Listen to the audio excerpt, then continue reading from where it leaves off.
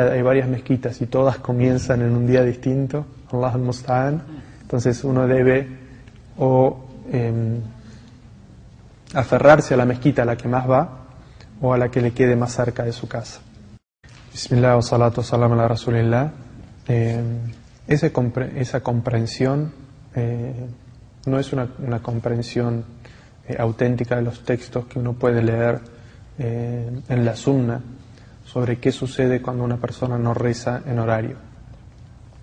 Pueden darse dos escenarios.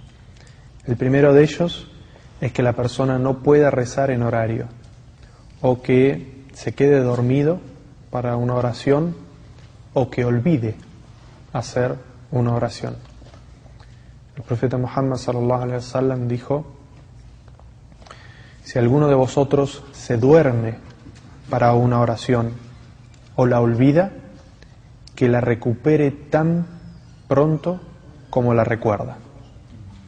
Es decir, si una persona se queda dormida para Salat al-Fajr o está ocupada con asuntos de su vida cotidiana y olvida hacer un Salah, tan pronto como lo recuerde, debe hacerlo. Y evidentemente existe una diferencia entre el adá, que es cumplir la oración en su momento, y el qadá, que es recuperar una oración perdida. Existe una diferencia con respecto a la recompensa que uno obtiene. Evidentemente, ofrecerla en su momento, la recompensa es mucho mayor y está cumpliendo con lo que realmente debería. Lo otro es una compensación del mínimo obligatorio que nosotros tenemos que hacer para no incumplir con nuestras oraciones. Este es el primer escenario al cual habría que sumarle una situación más en la cual uno está consciente de la obligatoriedad del Salah y sin embargo por una situación externa no puede cumplir con la misma. Se encuentra en un lugar en el cual no puede, por ejemplo, cumplir con la oración.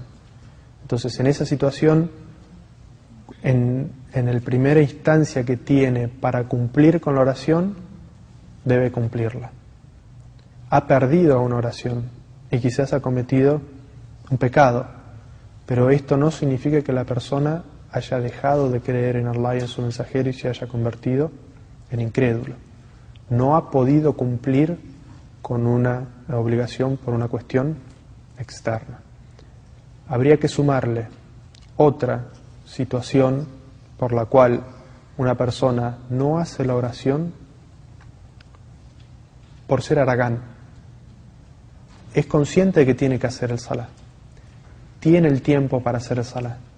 Y sin embargo esa lucha interna suya, hago la oración o no hago la oración, hago la oración o no hago la oración. Y el video que está viendo es muy interesante, o el juego del PlayStation que está jugando es muy interesante, o simplemente no tiene la fe suficiente para hacer esa oración. ¿Acaso deviene incrédulo por esto? Hay diferencia de opinión entre los sabios al respecto de esta situación.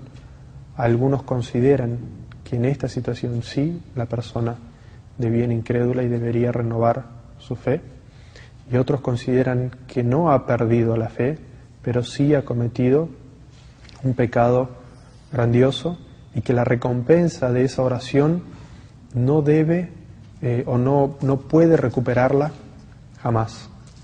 Incluso algunos sabios dicen que la oración esa no debería recuperarla porque la ha abandonado voluntariamente.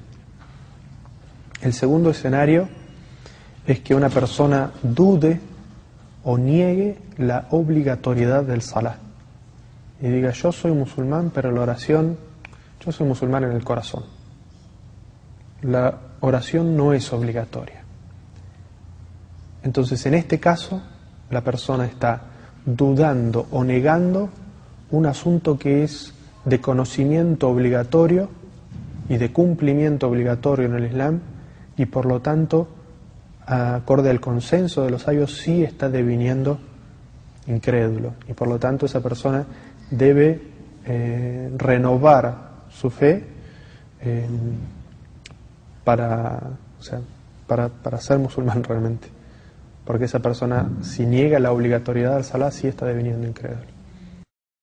Como se narra en el hadith del profeta Muhammad sallallahu alaihi wasallam, cuando la persona muere y es depositada en su tumba, se presentan dos ángeles que le hacen tres preguntas. ¿Quién es tu Señor? ¿Cuál es tu religión? ¿Y cuál es tu profeta? Estas tres preguntas de alguna manera marcan la diferencia entre el creyente y el incrédulo. ¿Y qué es lo primero que es preguntado el creyente en su tumba? Es decir, la primera acción sobre la que es preguntado. Y el profeta Muhammad sallallahu alaihi wasallam, evidenciando la importancia del salah, de la oración, dijo que lo primero sobre lo que es preguntado el siervo creyente cuando está en la tumba es sobre su oración. Si la oración fue realizada de una manera completa y perfecta, entonces todas sus otras obras serán completas y perfectas. Pero si la oración fue deficiente, entonces todas las otras obras serán deficientes. Y este es uno de los hadices que de alguna manera hablan sobre la importancia extra con respecto a los otros pilares del Islam que tiene la oración. ¿Cierto? El profeta sallallahu alaihi wasallam dice que si ese acto de adoración fue realizado de manera completa, entonces el resto de las obras estarán completas como la oración. Pero si fue imperfecta, es decir, si no cumplió con el mínimo obligatorio que tenía que cumplir de oraciones, entonces no importan las otras acciones, seguramente también estarán imperfectas e incompletas. El profeta Muhammad sallallahu alaihi wasallam evidenció en un hadith que las imágenes expuestas y los perros prohíben la entrada de los ángeles a un hogar. El profeta Muhammad sallallahu alaihi wasallam, y este hadith es un hadith auténtico, entró una vez a su casa y Aisha había hecho una cortina con una tela que tenía imágenes. Y el profeta sallallahu alaihi wasallam, cuando ingresó, se sintió incómodo y le dijo que en la casa que estaban las imágenes y los perros no ingresaban los ángeles. Y Aisha radhiallahu anha, que Allah se complazca con ella, narra al final del hadith que ella tomó esa tela, la sacó de la cortina y hizo con ella pequeños almohadones. Es decir, que esta imagen, que ya no estaba completa y expuesta, sino que estaba cortada y en almohadones, ya sí era algo que el profeta sallallahu alaihi wasallam había aceptado en su casa. Entonces, este hadith nos muestra primero que el tipo de imagen al que se refiere es una imagen completa y que es una imagen expuesta. Entonces, si esa imagen está expuesta y está completa, entonces esta es de las imágenes que prohíben la entrada de los ángeles a un hogar. Ahora, si estas imágenes no están expuestas y no son completas, entonces no son de las imágenes referidas en el hadith y por lo tanto no entran dentro de la prohibición. Y cuando hablamos de completas, los sabios dicen completas en el sentido de que se entiende que sea completa en sí misma, es decir, un rostro, si es una foto, un retrato de un rostro, es completa en sí misma. Entonces, esa es una foto expuesta y por lo tanto y completa en sí misma y por lo tanto prohíbe la entrada de los ángeles. Y por eso no se puede decir que es unánime, pero la mayoría de los sabios dicen que el hecho de colgar fotos de personas entra dentro de la prohibición por la cual, si uno lo hace, prohíbe la entrada de los ángeles a la casa. El profeta sallallahu alaihi wasallam primero lo está poniendo en esa forma, diciendo que es una de las situaciones por las cuales los ángeles no entran a la casa, es decir, que implica en sí mismo un pecado.